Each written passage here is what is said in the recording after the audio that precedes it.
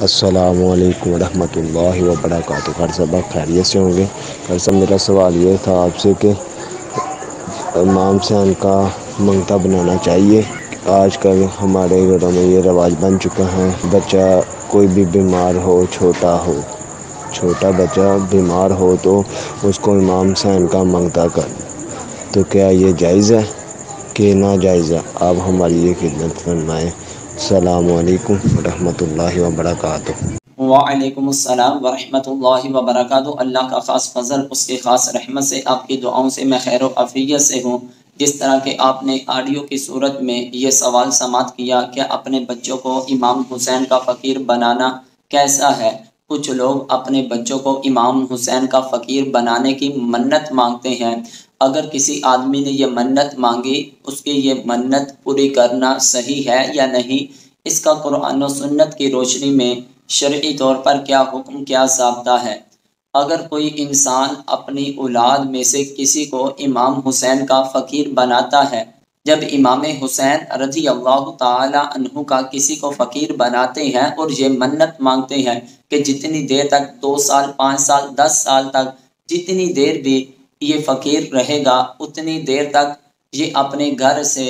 اس کے جو بھی پہننے والے لباس ہیں وہ والدین اس کی ذمہ داری پوری نہیں کریں گے، یا اس کے علاوہ کوئی دوسری ضروریات ہیں وہ اس کی والدین پوری نہیں کریں گے، بلکہ لوگوں کے گھروں سے، رشتہ داروں سے، بہن بھائیوں سے مانگ کر، بھیک مانگ کر اس کی ضروریات زندگی کو پورا کیا جائے گا۔ اور بعض لوگ منت اس طرح بھی مانگتے ہیں کہ چھوٹے بچوں کے پاؤں میں، ہاتھ میں، گلے میں سنگلیاں وغیرہ ڈال دیتے ہیں اور کہتے ہیں کہ ہم نے ان کو امام حسین کا فقیر بنا دیا۔ اب اس صورت کو مد نظر رکھیں اور ساتھ ہی نبی کریم علیہ السلام کے فرامین سن کر آپ خود فیصلہ کیجئے، کیا امام حسین کا فقیر بنانا شرعی طور پر جائز ہے یا جائز نہیں؟ بہار شریعت کی جلد نمبر 2 حصہ نمبر 9 صفحہ نمبر 311 میں صحیح بخاری شریف سے حدیث نقل کرتے ہوئے فرماتے ہیں کہ جس کے راویہ حضرت ام المؤمنین حضرت عائشہ صدیقہ عفیفہ رضی اللہ تعالی عنہا ہے کہ اللہ کے پیارے رسول صلی اللہ علیہ وآلہ وسلم نے فرمایا، جو یہ منت مانے کہ اللہ عز و جل کی اطاعت کرے گا تو اس کی اطاعت کرے، یعنی منت پوری کرے۔ جو اس کی نافرمانی کی منت مانے تو اس کی نافرمانی نہ کرے، یعنی اس منت کو پورا نہ کرے۔ اسی طرح صحیح بخاری شریف میں ایک اور حدیث نبوی صلی اللہ علیہ وآلہ وسلم جس کے راوی حضرت عبداللہ بن عباس رضی اللہ تعالی عنہ ہے کہ اللہ کے پیارے محبوب علیہ السلام ایک مرتبہ خطبہ فرما رہے تھے، ایک شخص کو کھڑا ہوا دیکھا۔ اس کے متعلق نبی کریم علیہ السلام نے اپنے صحابہ سے پوچھا، یہ آخر آدمی کیوں کھڑا ہے، دھوپ میں کھڑا ہے اور خاموش کھڑا ہے، آخر یہ کیوں کھڑا ہے، کیا مسئلہ ہے اس کا؟ لوگوں نے عرض کی، یہ ابو اسرائیل ہے، اس نے منت مانی ہے کہ کھڑا رہے گا، بیٹھے گا نہیں، اور اپنے اوپر سایہ نہ کرے گا اور کلام نہ کرے گا اور روزہ رکھے گا۔ ارشاد فرمایا کہ اسے حکم کر دو کہ کلام کرے، سائے میں جائے اور بیٹھ جائے اور اپنا روزہ پورا کرے۔ اسی طرح ابو داؤد شریف کے اندر یہ حدیث نبوی جس کے راوی حضرت ابن عباس رضی اللہ تعالی عنہما روایت کرتے ہوئے فرماتے ہیں کہ عقبہ بن عامر رضی اللہ تعالی عنہ کی بہن نے منت مانی تھی کہ پیدل حج کرے گی، اور اس میں پیدل حج کرنے کی طاقت نہ تھی، اور منت بھی یہ مانی تھی کہ وہ پیدل حج کرے گی۔ تو جب نبی کریم علیہ السلام تک یہ خبر پہنچی تو اللہ کے پیارے محبوب علیہ السلام نے ارشاد فرمایا کہ تیری بہن کی تکلیف سے اللہ عز و جل کو کیا فائدہ ہے، وہ سواری پر حج کرے اور قسم کا کفارہ دے دے۔ پہلی حدیث میں بھی آپ نے یہی سنا کہ جو منت اللہ اور اس کے رسول کی اطاعت میں ہو تو اس کو پورا کیا جائے، جو اللہ اور اس کے رسول کی مخالفت میں ہو اس کو پورا نہ کیا جائے۔ اب دیکھیں کہ ان احادیث کے اندر ایک شخص نے کھڑا ہونا، پھر دھوپ میں رہنا، پھر کسی سے کلام نہ کرنا، اس کی منت مانی، اور ساتھ روزہ رکھنے کی منت مانی، یعنی کھڑا ہونا،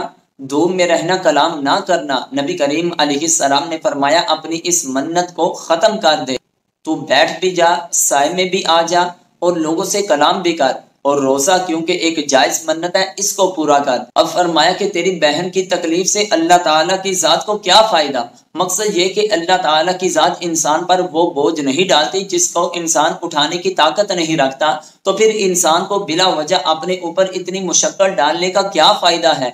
اسی طرح جو لوگ اپنی اولاد کو امام حسین کا فقیر بناتے ہیں اور در در سے مانگتے ہیں، کبھی رشتہ داروں سے کبھی محلے داروں سے، آخر ایسا عمل ان کے لیے اللہ اور اس کے رسول کے حکم کے مطابق کیسا ہے؟ بہار شریعت کی جلد نمبر 1 حصہ نمبر 5 صفحہ نمبر 941 میں یہ حدیث شریف جو کہ صحیح بخاری اور صحیح مسلم شریف سے نقل کیا گیا، جس کے راوی حضرت عبداللہ بن عمر رضی اللہ تعالی عنہما راوی ہے، رسول اللہ صلی اللہ علیہ وآلہ وسلم فرماتے ہیں آدمی سوال کرتا رہے گا یہاں تک کہ قیامت کے دن اس حال میں آئے گا کہ اس کے چہرے پر گوشت کا ٹکڑا نہ ہوگا، یعنی نہایت ہی بے آبرو ہوگا۔ اور دوسری حدیث شریف جو کہ